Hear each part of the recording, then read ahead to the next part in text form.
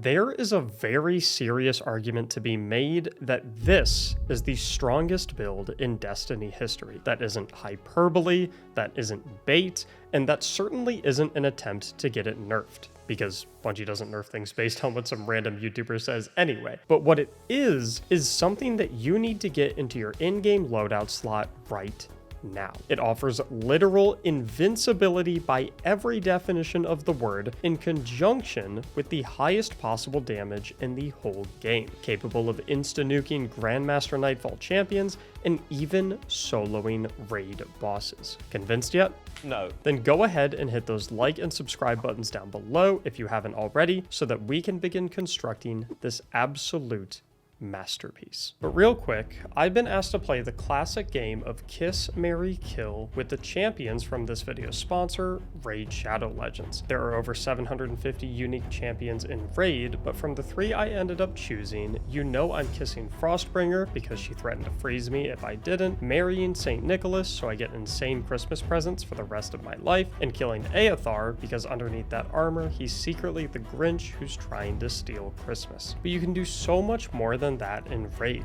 like venturing into the haunted graveyard and digging up some amazing in-game items and real-life prizes like Halloween-themed champions and Amazon gift cards with a total value of up to $20,000. Simply download Raid using the link below, copy your in-game player ID, and venture over to raidyard.plarium.com from October 15th to November 10th to participate. And when you download Raid using my link in the description or by scanning my QR code on screen, you get insane bonuses like an epic champion, knight errant, and other useful things. Thanks to Raid for sponsoring the video. Now let's get building. The whole build begins with what is probably one of the most complex aspects in the entire game, Banner of War. So let's break it down piece by piece so that you can understand it perfectly and master this setup. Upon defeating an enemy with any melee, finisher, glaive melee, sword, or super final blow, you will raise a Banner of War for 15 seconds, a flag on your back that buffs both yourself and nearby allies within its aura. While active,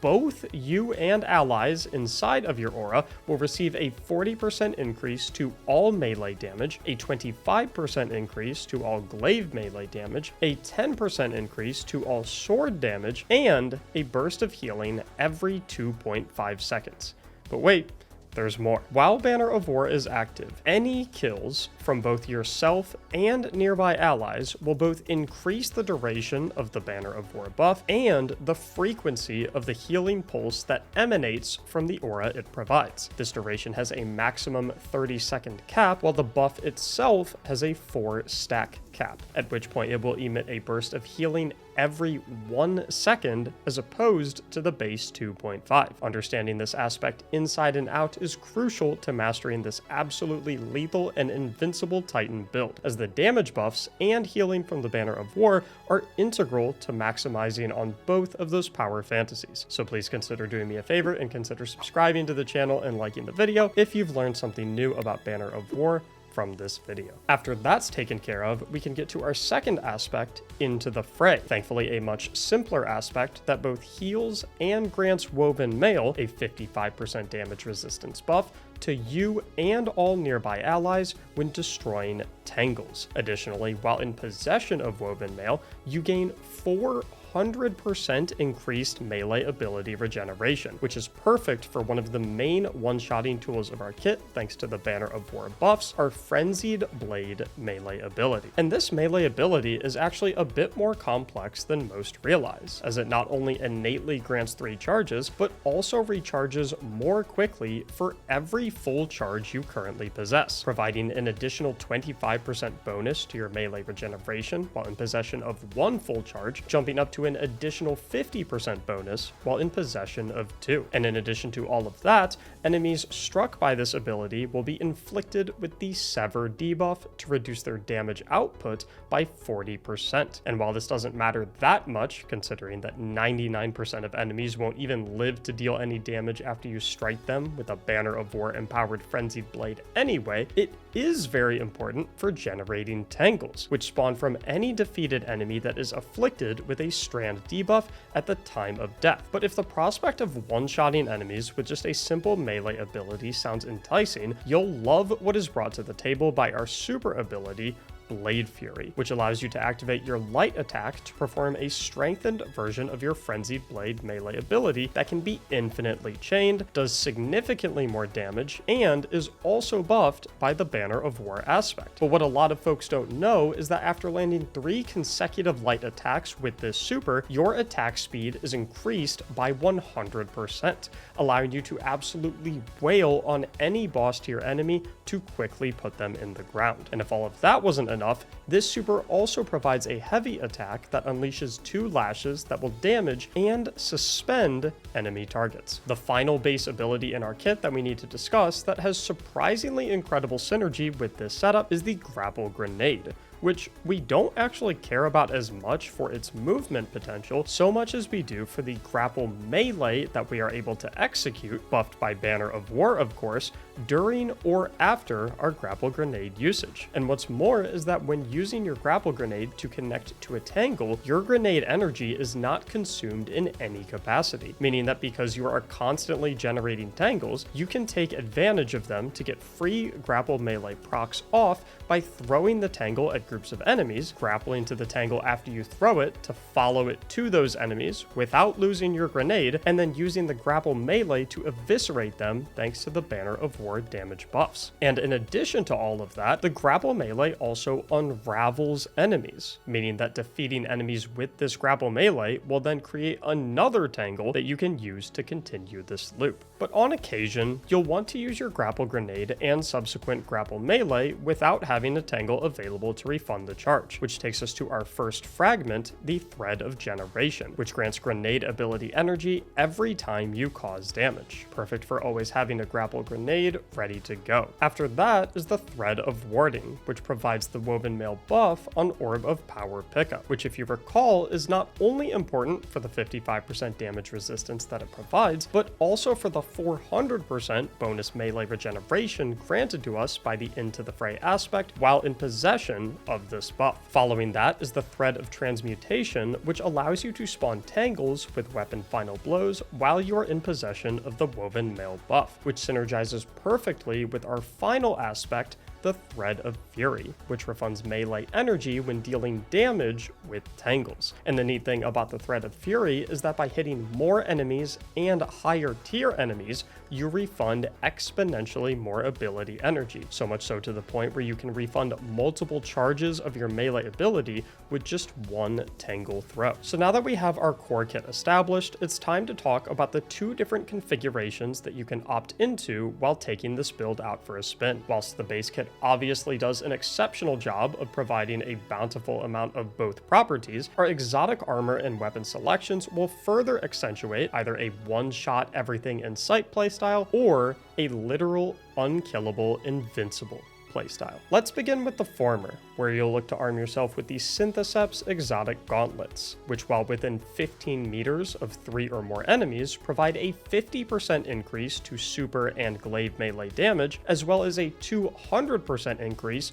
to all melee damage, which of course stacks with the damage bonuses we are also receiving from Banner of War. And while it is not officially finalized yet, the accidentally updated in-game description of these gauntlets includes an excerpt about also receiving increased weapon handling and reload speed as well. According to Bungie on Twitter, these are changes that will be coming in Season 23, releasing in late November, meaning that this build is only going to continue to get better and better. Along with the Synthoceps exotic gloves, you'll want to look to rock a specific set of weapons to complement all of the melee damage buffs you are receiving, and while these aren't required to run for this build to function properly, they genuinely take it to a whole new level that will have you awestruck with how much damage you are doing in such little time. The first of these is a 1-2 punch shotgun, which upon landing all pellets in a shotgun shot increases all outgoing melee damage by 100% for 1.22 seconds. seconds. This is approximately enough time to unleash 2 Frenzied Blade attacks, and of course stacks with all of the melee damage buffs that we are already receiving from Syntheseps and Banner of War.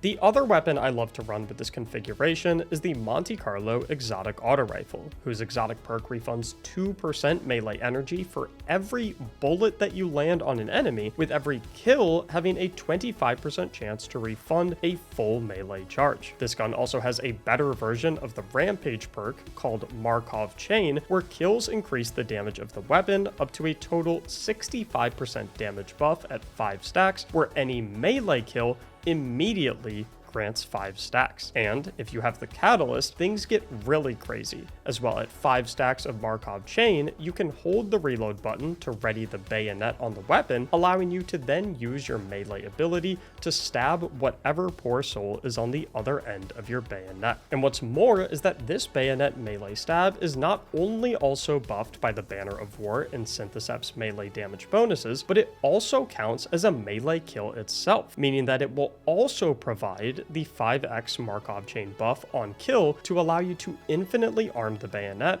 for a true World War I experience. But what if you are loading into an activity like a Grandmaster Nightfall where you prefer literal invincibility in the face of the Lightblade boss? Well, in situations like that, we look to the Invincibility configuration of this build, which subs out the Syntheseps for the Strongholds, an extremely powerful exotic that passively grants 100 guard resistance and guard endurance to swords, prevents any sword energy decay while blocking with a sword, and grants an extra 50% damage resistance while blocking with a sword. But we're not done yet, because these gauntlets also provide a buff called Perfect Guard, where every hit received while blocking with a sword grants 2 stacks of Perfect Guard, up to a maximum of 100. And when dealing sword damage while in possession of Perfect Guard stacks, those stacks are consumed to grant a Restoration ×2 buff, lasting anywhere from a 4-second duration when consuming 1 stack of Perfect Guard, all the way up to 16 seconds when consuming 100 stacks of Perfect Guard. Meaning that in conjunction with the healing you already have from the Banner of War aspect, along with the resistances from Woven Mail and Resistance Armor mods, you'll also be receiving 90% damage resistance from sword blocking, a bonus 50% resistance from Strongholds, the ability to do that forever thanks to Stronghold's lack of sword energy drain while blocking, and a Restoration ×2 healing buff. Rough translation,